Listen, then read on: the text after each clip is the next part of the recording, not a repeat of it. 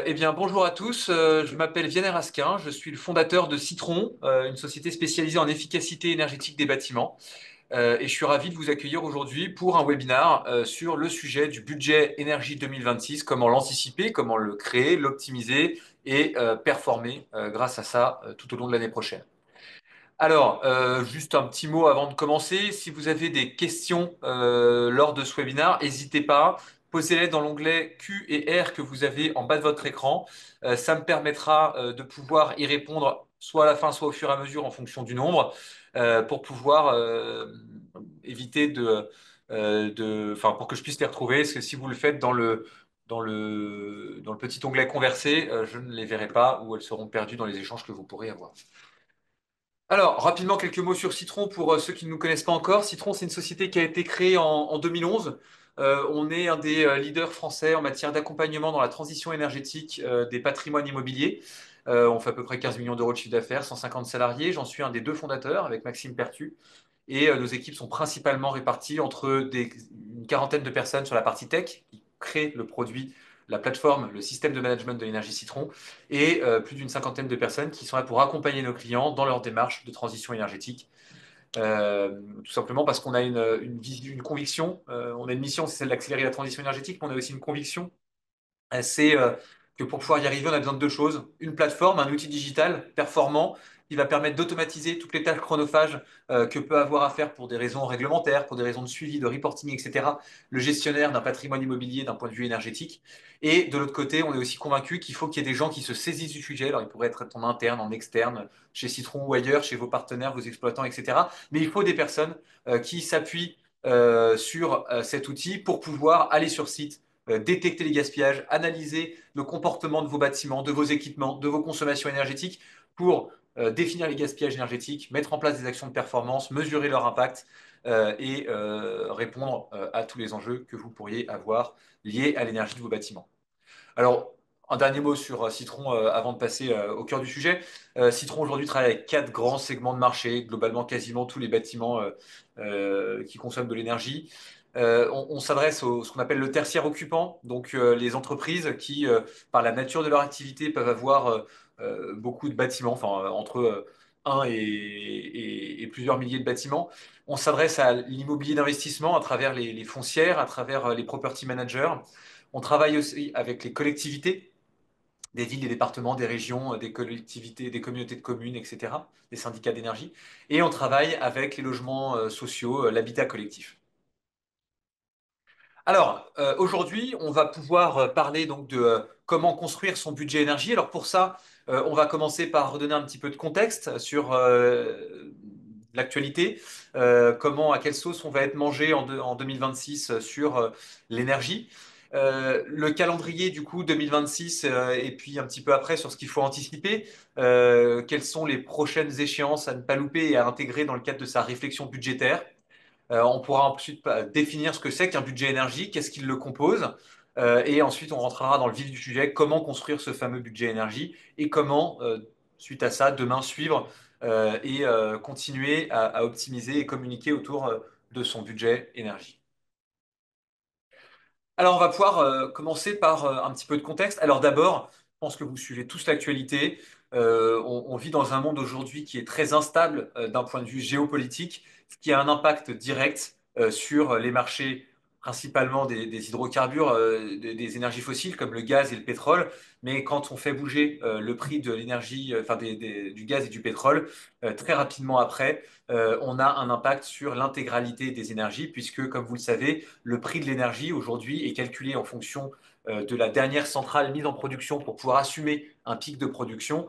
Et donc, cette dernière centrale qui est allumée, elle est allumée sur des énergies fossiles, puisque le nucléaire est allumé en permanence. Et que le renouvelable consomme de manière intermittente et du coup bah, on s'adapte un peu au moment où il produit. Donc tout le prix des énergies est indexé sur les prix de la dernière centrale allumée pour assumer ce pic. Et donc, c'est souvent lié au prix du pétrole, du gaz, du charbon. Donc, ces conflits géopolitiques ayant lieu dans des zones productrices de ces énergies fossiles, Vous avez tous en tête le conflit russe-Ukraine. La Russie qui est un des premiers fournisseurs mondiaux de gaz.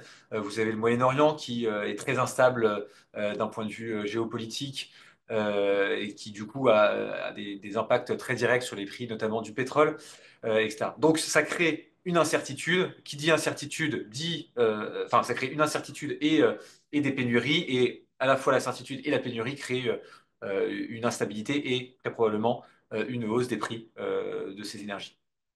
Ensuite, il y a aussi un point, c'est la dépendance encore actuelle en France aux énergies fossiles. Alors, ça a tendance à diminuer, hein, notre consommation et notre dépendance aux énergies fossiles. Mais aujourd'hui, une partie, pour pas dire tout le gaz et le pétrole, reste importé en France. Et ce qui nous expose beaucoup à ces variations internationales, ce qui vient augmenter le risque non seulement d'augmentation des prix, mais aussi des risques de coupure comme on a pu y être très exposé il y a quelques années au début du conflit avec la Russie et l'Ukraine. Et enfin, il y a le coût des infrastructures, hein, le développement des énergies renouvelables, justement pour pallier à ces problématiques, du nucléaire aussi, la modernisation du réseau, qui vont entraîner des investissements massifs qui sont de plus en plus directement répercutés sur les tarifs. Donc, une augmentation des coûts, un risque de coupure de plus en plus important, une instabilité croissante avec laquelle il est difficile de composer, notamment dans le cadre d'un exercice budgétaire, puisqu'il va falloir justement pour pouvoir limiter cette instabilité et ce risque budgétaire, essayer de réduire au maximum ses consommations, hein. Plus la consommation est basse, moins on est exposé à cette augmentation du prix et moins on est exposé à ces risques de variation. Et ensuite, moins on consomme d'énergie, moins on est enfin, et ensuite, une grosse part de votre budget énergie, on va le voir juste après, ça va être votre consommation. Et de fait, du coup, ça va être à anticiper et difficile à anticiper. Le point suivant, du coup, ça va être d'un point de vue contextuel, c'est l'impact environnemental, hein. On a des émissions de carbone liées à la consommation des énergies souvent fossiles qui accélèrent énormément le dérèglement climatique et ça crée en cascade tout ce que vous connaissez bien maintenant. On a une augmentation très importante du nombre de catastrophes naturelles. On parle d'incendies, on parle d'inondations, on parle de typhons, etc. On a une augmentation du coup de ces événements une diminution une mise en danger de la biodiversité, ce qui impacte toute la chaîne alimentaire qui suit, une augmentation des flux migratoires, une acidification des océans, etc. Ce qui fait que il faut absolument lutter contre ces émissions de gaz à effet de serre qui sont déjà d'ailleurs pris en compte, qui ont un impact direct sur toutes les entreprises aujourd'hui en France, puisque c'est un élément qui est par exemple pris en compte par les sociétés d'assurance dans leur calcul de risque. Donc les impacts hein, sont très nombreux et importants, on en a donné quelques-uns. Et aujourd'hui, le monde a pris conscience de ce problème et partout les populations qui sont maintenant sensibilisées font appel à leurs dirigeants pour pouvoir du coup réglementer ces sujets-là. Et ce qui en Europe enfin ce qui a donné lieu à des directives européennes et aujourd'hui à des lois en France qui sont assez nombreuses. On va en citer quatre qui concernent tout particulièrement le bâtiment et la transition énergétique en France. Je vais pas revenir, je vais pas vous les représenter en détail. N'hésitez pas à nous solliciter si vous voulez une présentation de ces réglementations, hein. Mais globalement, il y a la loi DADU qui impose tous les 4 ans un audit énergétique aux grandes entreprises et même aux bâtiments gros consommateurs. Il y a eu une grosse évolution au 1er octobre de cette année, je vais revenir dessus juste après. Le décret tertiaire que les gens connaissent bien maintenant, qui est une obligation de déclarer chaque année ses consommations énergétiques pour les bâtiments de plus de 1000 mètres carrés ou parties de bâtiments ou sommes de bâtiments de plus de 1000 mètres carrés et de réduire ses consommations pour atteindre avant 2030 40% d'économie par rapport à une année de référence ou l'équivalent d'un bâtiment neuf, donc une consommation à valeur absolue fixée par décret. Le décret BAX qui impose le fait de déployer dans vos bâtiments des outils de suivi et de pilotage de vos principales consommations énergétiques, et la loi LOM qui vient sur la partie mobilité imposer le verdissement de la flotte automobile avant 2040 et qui vient imposer le déploiement d'ombrières photovoltaïques enfin en tout cas de photovoltaïques sur les parkings. Alors, quelles sont les prochaines échéances réglementaires qui vont vous aider à construire ce budget-là? Alors, on va les prendre loi par loi. Tout d'abord, une qui est à avoir bien en tête pour ceux qui ne l'ont pas chaque année. Maintenant, c'est une loi qui est suivie à peu près à 75% d'après les retours de l'ADEME. Il faut déclarer ses consommations énergétiques dès lors qu'on utilise ou qu'on possède un bâtiment de plus de 1000 mètres carrés ou une partie de bâtiment qui lui-même fait plus de 1000 mètres carrés. Donc, il faut faire cette déclaration sur la plateforme Operate, cette déclaration qui peut être automatisée, bien entendu, avec des logiciels, des systèmes de management de l'énergie comme Citron. Il va falloir cette année anticiper son dossier technique de modulation. Vous avez une obligation de résultat, de travaux à mettre en place avant 2030 pour que sur l'année 2030, vos consommations aient réduit et atteint les objectifs réglementaires lors de votre déclaration que vous ferez du coup en 2031 pour l'année 2030. Donc ça veut dire qu'avant le 31 décembre 2029, vos travaux doivent être terminés. Donc ça nécessite, un, de faire un plan d'action et deux, de se poser la question des modulations possibles. Alors quand on se pose la question des modulations, il y a plusieurs questions à se poser. On a fait un webinar, ou on fera un autre webinar d'ailleurs, dédié à ces fameux dossiers techniques de modulation. Eh bien, c'est tout simplement la question c'est tout simplement la question de se poser de la faisabilité de l'atteinte des résultats. Il y a beaucoup de gens qui viennent nous voir en disant Vianney, qu'est-ce qu'on doit faire? Le décret tertiaire nous impose de faire 40%, 50%, 60% d'économies sur nos bâtiments. C'est complètement infaisable pour telle et telle raison. Eh bien, en fait, alors souvent, c'est quand même faisable en partie. Et en fait, il y a une possibilité qui est offerte par la loi, qui est d'augmenter le niveau de consommation à atteindre, donc de diminuer le nombre de travaux à faire, à mettre en place pour pouvoir répondre à la réglementation et être en conformité. C'est tout simplement de faire des ajustements et des modulations de ces consommations. Les ajustements, aujourd'hui, très peu de gens s'en sont saisis, mais ça permet de se rapprocher de l'objectif de consommation à atteindre, tout simplement en faisant attention à déclarer les bons indicateurs d'intensité d'usage, le nombre de personnes présentes dans le bâtiment, les horaires d'ouverture du bâtiment, etc., de manière à ce que on se rapproche de l'objectif de consommation à atteindre. Suite à ces ajustements, on va pouvoir faire des modulations. Donc, c'est vérifier que les actions qui sont à mettre en place ne coûtent pas trop cher au regard de l'impact qu'elles vont avoir. C'est ce qu'on appelle une modulation par le prix, par le temps de retour sur investissement. Ensuite, il va y avoir des modulations par rapport à des données techniques ou de sécurité. On ne va pas couper l'éclairage dans les parkings sous prétexte que ça permet de réduire les consommations énergétiques. Ça n'a pas de sens. Ça poserait des problèmes de sécurité et même de respect de normes. Et enfin, il y a des modulations possibles par rapport à des données patrimoniales. Si un bâtiment est classé, on ne va pas s'amuser, je sais pas moi, sur le palais de l'Élysée à faire une isolation par l'extérieur. Ça serait aberrant, quand bien même ça serait, j'en ai aucune idée, une passoire thermique.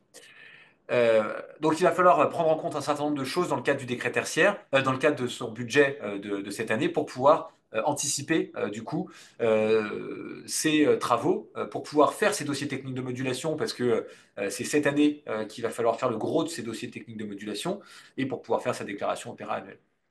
Ensuite, sur la loi DADU, je vais revenir du coup sur la réglementation qui a beaucoup évolué au 1er octobre de cette année. Alors, la loi DADU, elle a un de ses en ce qui nous concerne, elle impose ce qu'on appelle l'audit énergétique réglementaire, aussi appelé l'audit énergétique des grandes entreprises. On l'appelait comme ça parce que hier, ça imposait aux grandes entreprises, celles qui font plus de 250 salariés ou 50 millions d'euros de chiffre d'affaires, de faire tous les 4 ans un audit de leur coût énergétique.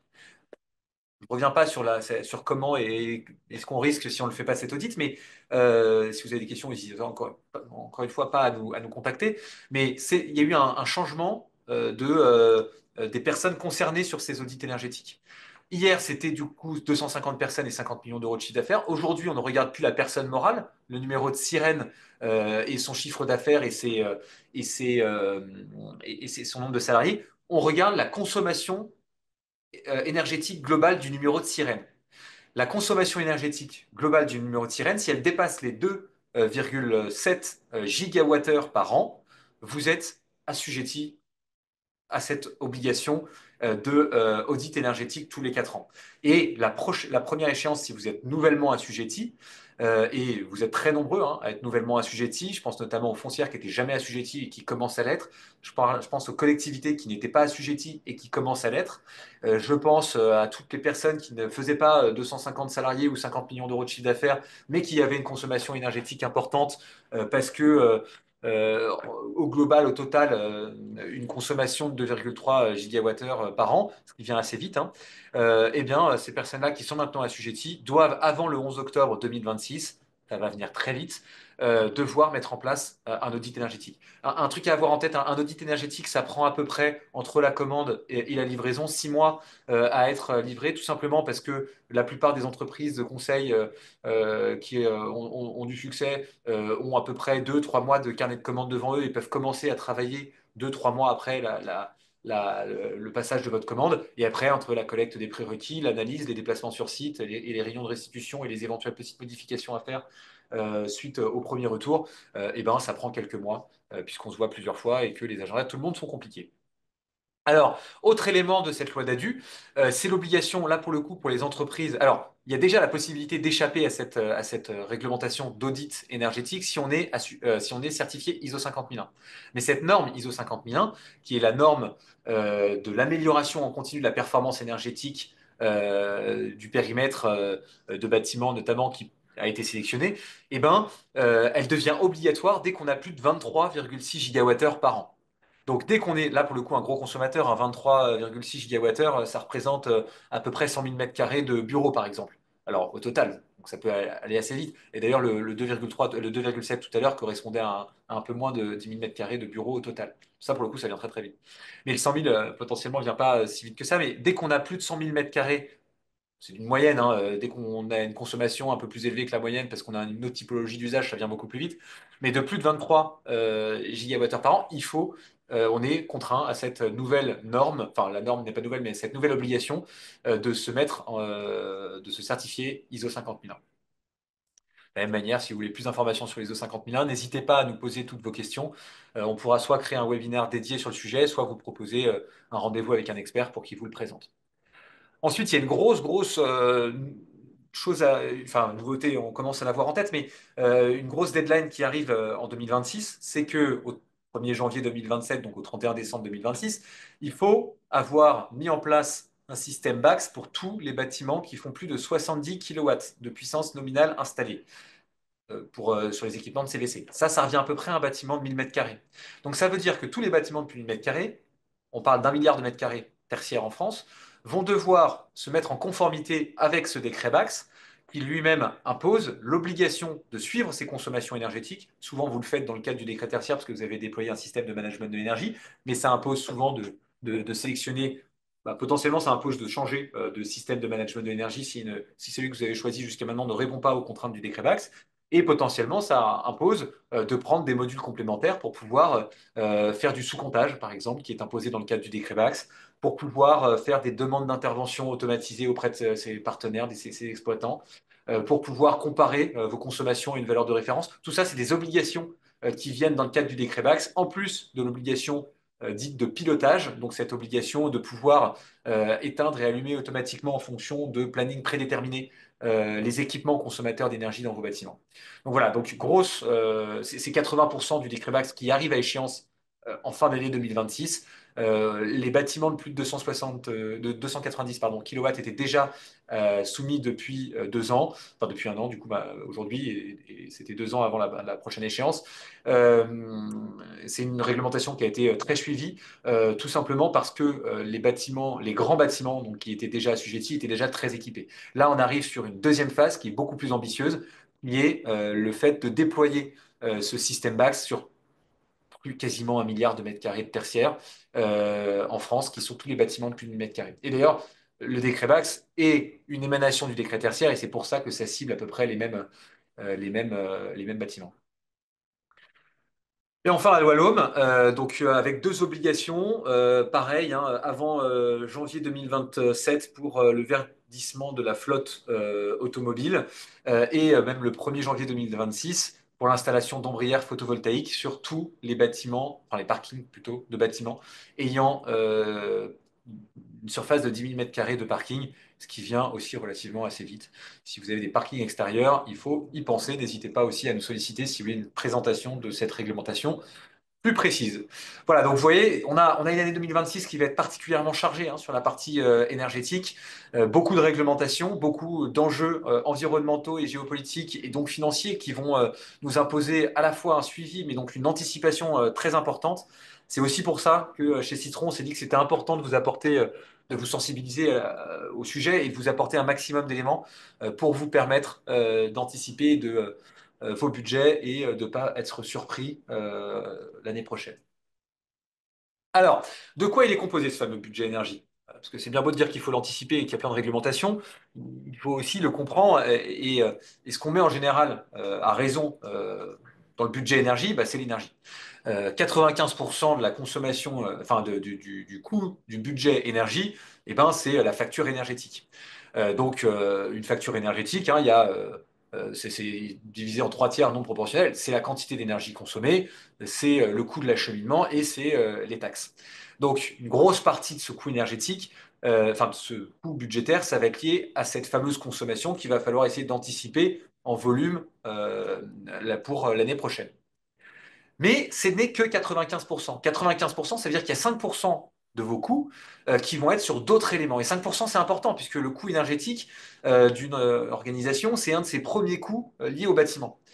Alors, le deuxième coût, enfin pas forcément en termes de volume, mais un autre coût, ça va être le coût de cet outil de suivi, ce fameux outil de suivi qui vous permet de gagner beaucoup de temps, de pallier à ces tâches chronophages, ces fameux systèmes de management de l'énergie. Alors, ce 2%, ce 95%, à chaque fois, c'est des grandes notions, hein, c'est pas du tout des choses précises, mais il y a un coût à anticiper sur notre capacité à suivre et même à piloter dans le cadre du décret Bax les consommations énergétiques. Et donc cet outil-là, il a un coût. Il impose très souvent de déployer du matériel sur le terrain, de l'installer. Le coût du matériel, le coût de l'installation est à anticiper, le coût de la licence, de l'utilisation et de la mise en qualité des données est évidemment à anticiper.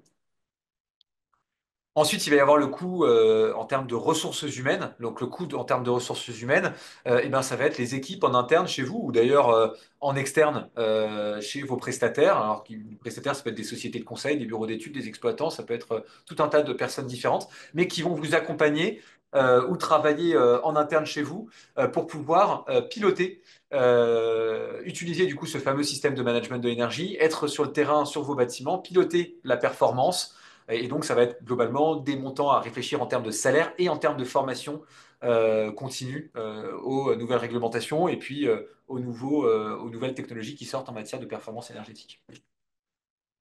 Et donc, ces coûts, pardon, ils peuvent être externes aussi. Et donc là, on va parler de prestations d'énergie management, des personnes qui vont être en charge à distance et sur le terrain de venir suivre vos consommations énergétiques, les analyser, détecter des gaspillages énergétiques, vous proposer des actions de performance, vous accompagner dans la mise en place de ces actions de performance, mesurer leur impact, faire les audits énergétiques, qu'ils soient réglementaires ou non, faire les audits BAX, euh, que vous les mettiez en place par contrainte ou par nécessité de faire des économies d'énergie dans le cadre du décret tertiaire. C'est l'accompagnement à la sensibilisation des équipes, des autres équipes de l'entreprise, etc. Et ensuite, et là, ça va être le très gros morceau du budget. D'ailleurs, on aurait pu faire ce morceau beaucoup plus gros que la partie consommation. Ça va être les travaux d'investissement. Donc là, pour se mettre en conformité avec le décret Bax, il va y avoir des travaux à mettre en place. Le décret Bax est aussi une obligation de travaux. On parle de déployer des outils de suivi, ça c'est assez simple et ça se fait rapidement, mais aussi des outils de pilotage. Potentiellement, ça peut aller jusqu'à déployer une GTB. C'est des travaux qui peuvent être assez intrusifs et qu'il faut anticiper tant sur le coût que sur les potentielles nuisances que ça peut avoir pour les exploitants du bâtiment. La loi LOM, hein, si on commence à déployer du photovoltaïque, bah c'est important. Et dans le cadre du décret tertiaire, c'est une obligation de travaux. Les travaux doivent être mis en place au plus tard fin 2029. On a donc plus que 3 ans pour mettre en place ces travaux, selon la taille du patrimoine immobilier, même si on a un patrimoine immobilier assez petit d'ailleurs.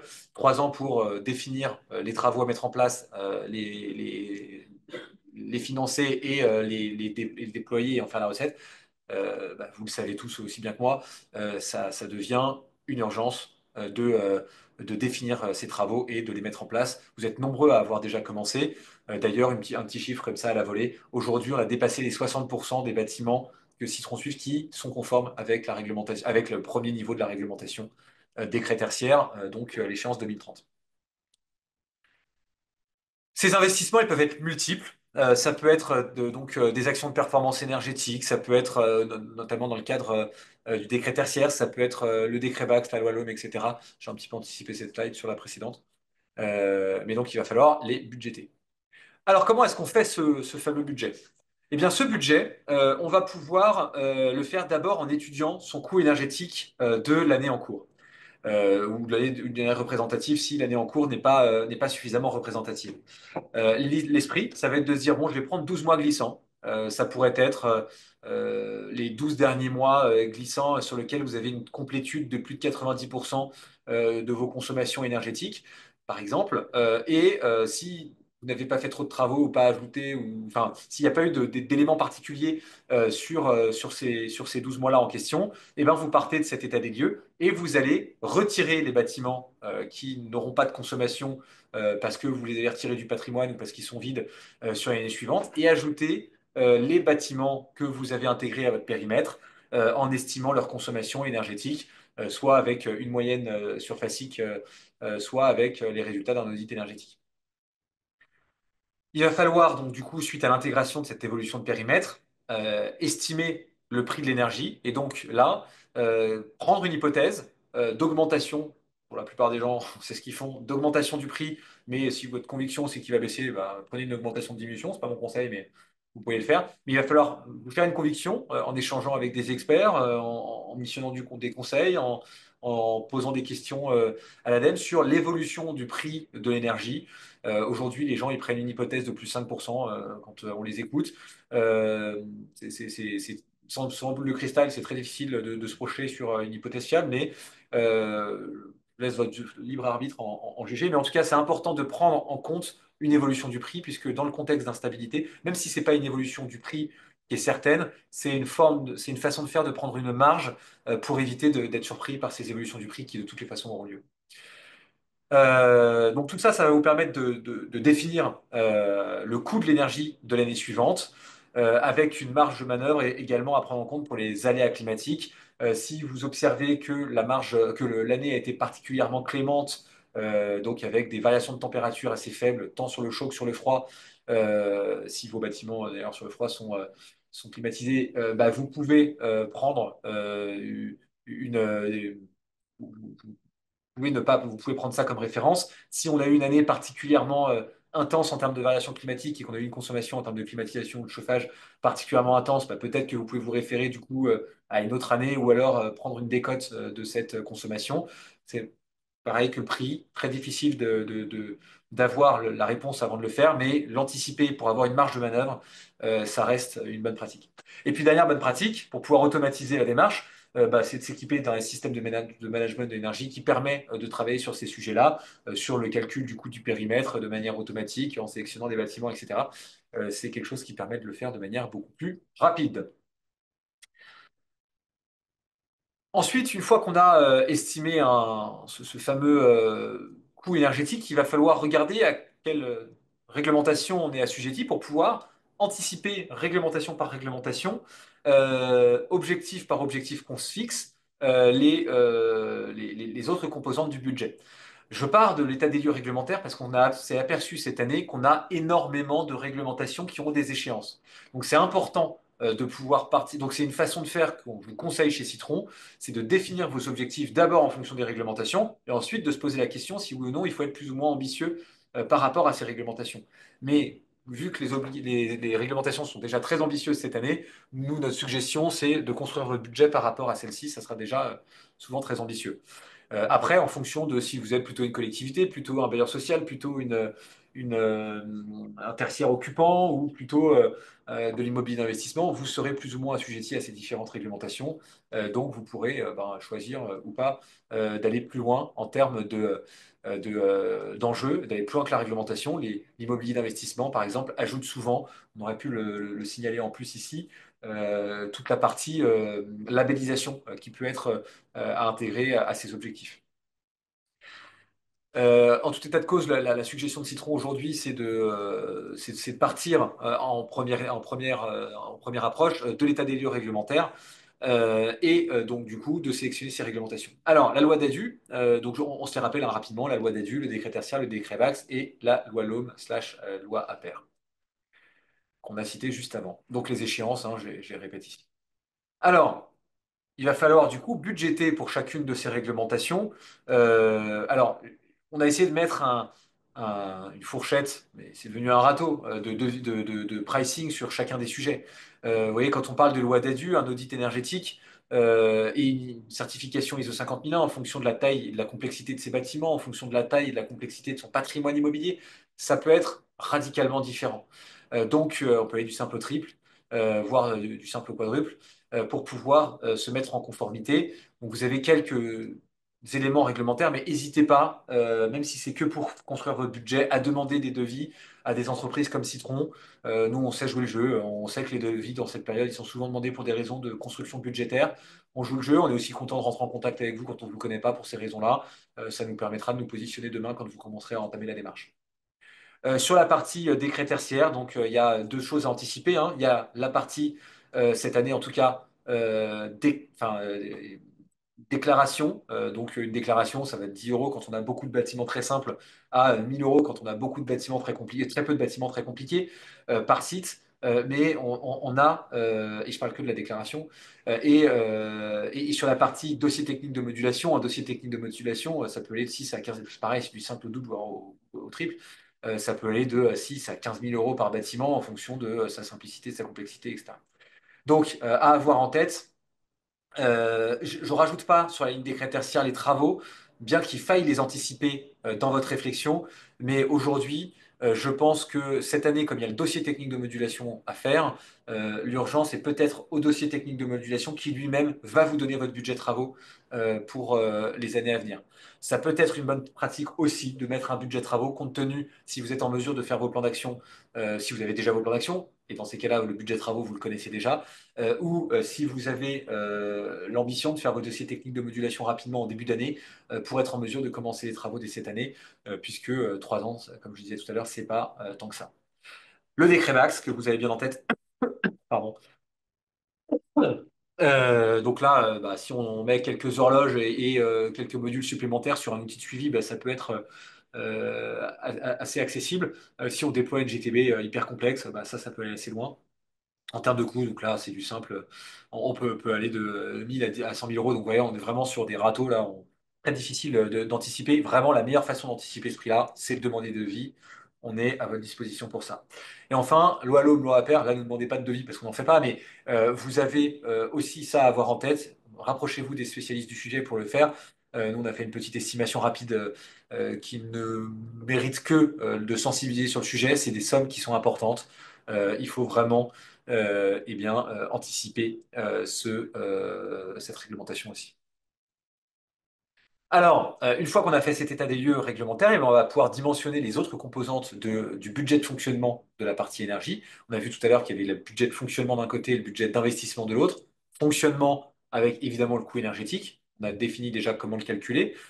Et ensuite, les différents coûts qui sont liés à ce coût énergétique pour le réduire et se mettre en conformité. Donc, c'est des coûts en termes de ressources humaines, de prestations de conseil, de suivi, etc. Ce budget de fonctionnement, on peut le décomposer en deux, hein, suivi et outils.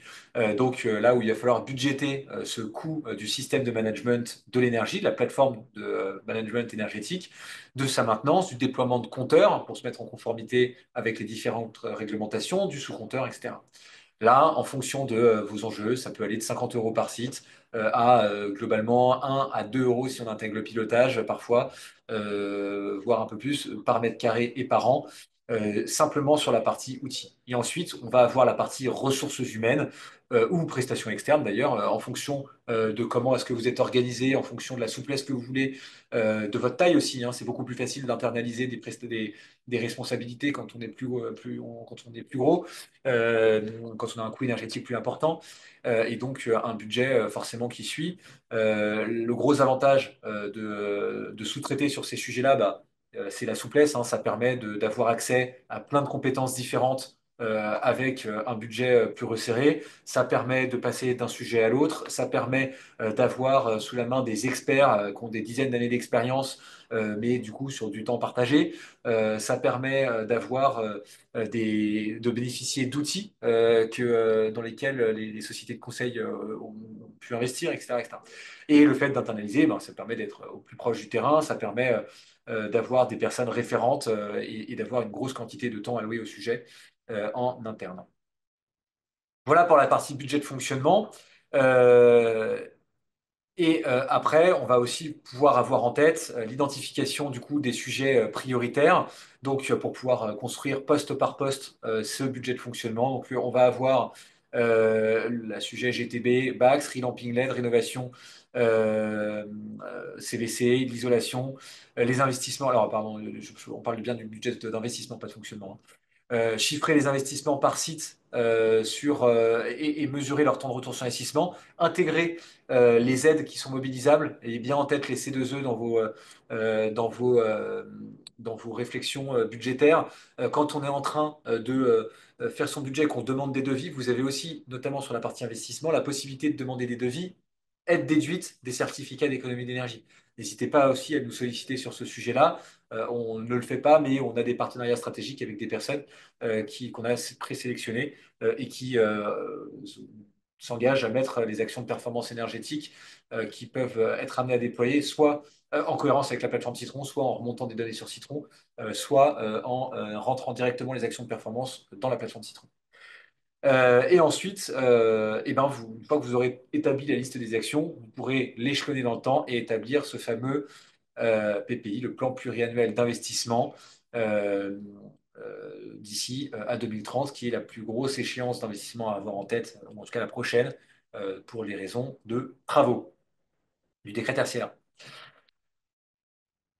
Et ensuite, on va arriver sur la dernière partie de ce webinaire, comment le piloter tout au long de l'année. Donc, on vous a sélectionné une somme de critères de ce qu'on appelle des KPI hein, dans le mauvais français. Donc, les indicateurs clés de succès qui vont vous permettre de suivre ces éléments-là. Donc, on parle beaucoup dans notre système, quand on parle de système de management de l'énergie, de consommation surface hydrique, donc de kilowattheures par mètre carré. On parle beaucoup, souvent par an d'ailleurs, on parle beaucoup aussi de consommation d'euros par poste, donc par usage, par bâtiment, par mètre carré, par site, etc. On va parler aussi du nombre de sites conformes avec les différentes réglementations, notamment avec le décret tertiaire. On parle énormément et de plus en plus, et ça va continuer, ça va s'accentuer d'ici 2030, de la marge restante, donc la consommation énergétique par site et au global sur le périmètre assujetti, d'économies qui restent à réaliser. Vous pouvez aussi avoir en tête la fameuse pente qu'on doit suivre qui permet de savoir si on est feuille verte, deux feuilles vertes, trois feuilles vertes, feuille jaune ou feuille grise. Donc c'est cette fameuse notation éco-énergie tertiaire. La consommation totale sur le périmètre décret tertiaire spécifiquement, donc on en a parlé, et puis le nombre de sites conformes aux autres réglementations comme le décret max. Pour pouvoir suivre tous ces outils et dans un second temps, on le verra communiquer, ayant à l'esprit qu'une plateforme qui sert à détecter les gaspillages énergétiques, qui sert à mener ces projets de performance énergétique, de mesure d'impact, etc., elle sert aussi de suivi et d'outils de communication. Donc avec des systèmes là, vous avez une capture d'écran de la plateforme Citron, dans des tableaux de bord de la plateforme Citron, qui vous servent grâce à ces systèmes d'automatisation, de collecte de données, de suivre automatiquement tous ces indicateurs clés de succès en temps réel, à travers des dashboards qu'on peut personnaliser par rapport à votre activité, à travers des rapports qu'on peut automatiser, à travers des classements de sites pour pouvoir définir sur quel site se concentrer en priorité, à travers des exports d'images pour pouvoir les intégrer facilement à des rapports que vous faites à la main, que vous pourriez avoir envie de faire à la main, ou à l'export de widgets pour l'intégrer à des mails, pour échanger avec vos pairs, etc., pour suivre les coûts, les volumes de consommation, etc. Tous ces éléments, tous les KPI qu'on a suivis, eh ben, ils peuvent être suivis automatiquement à travers des plateformes comme Citron d'ailleurs, c'est pas la seule. Un outil de communication, c'est aussi, enfin, ces plateformes, c'est aussi des outils de communication qui sont stratégiques. Communiquer sur les plaques, sur les actions de performance, comme on le voit ici, ou communiquer à travers des suivis d'actualité, site par site, grâce à des systèmes d'alerte, des systèmes qui vont vous permettre de faire de la demande d'intervention auprès de chacun de vos exploitants. Euh, ou prestataires de manière générale. Voilà pour ce webinaire. J'ai tenu pile poil à 13 secondes près le timing qu'on avait fixé. Il me reste un peu de temps pour pouvoir répondre aux différentes questions que vous avez pu nous poser. Et la première, on me dit, Vianney, regarde les questions. Très bien, je note.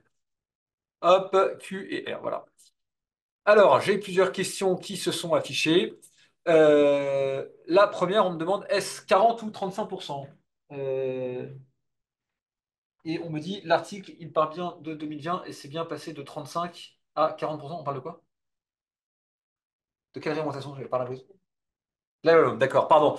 Alors, il y a une petite coquille. On est bien. Non, il n'y a pas de coquille, pardon. Il n'y a pas de coquille, c'était bien le bon chiffre. On est, mais c'est effectivement, Christophe, vous avez raison de le souligner, parce que c'est un chiffre qui a changé récemment d'un point de vue réglementation, la loi L'Homme, effectivement, passé de 35 à 40%. Merci de votre vigilance et de rien pour l'actualisation.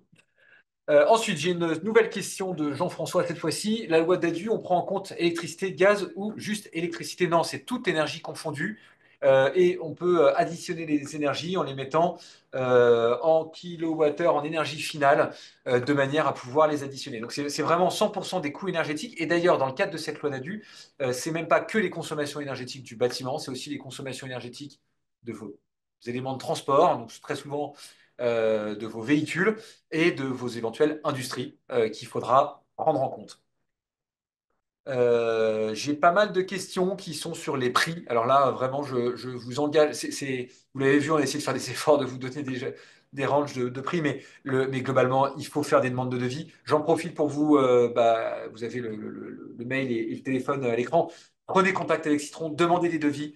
On ne vous agressera pas de coups de téléphone tous les jours derrière pour vous demander de signer. Il suffira de nous dire c'est pour un budget, c'est pour l'année prochaine. On vous relancera l'année prochaine, je vous le promets. Mais par contre, on ne vous embêtera pas après.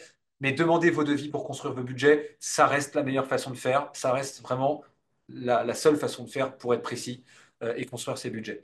Sollicitez-nous aussi si vous le souhaitez pour échanger sur la partie impact climatique, sur la partie impact évolution des prix, etc. Nos energy managers se feront un plaisir de vous donner leur avis, mais ça ne restera qu'un avis, mais par rapport à un avis circonstancié par rapport à vos bâtiments. Mais attention, ça ne restera qu'un avis, personne n'a de boule de cristal. Voilà. Euh, J'arrive au bout des questions. Du coup, s'il n'y a pas d'autres questions, je vous remercie beaucoup à tous d'avoir suivi ce webinaire. Comme d'habitude, puisque la question vient de tomber, le support sera disponible en ligne et le replay disponible sur les réseaux sociaux de Citron, tout particulièrement sur YouTube et en téléchargement proposé sur les différents réseaux sociaux, LinkedIn, etc. Voilà, je vous remercie beaucoup à tous et je vous souhaite un excellent après-midi et une très bonne préparation budgétaire. Au revoir, à bientôt.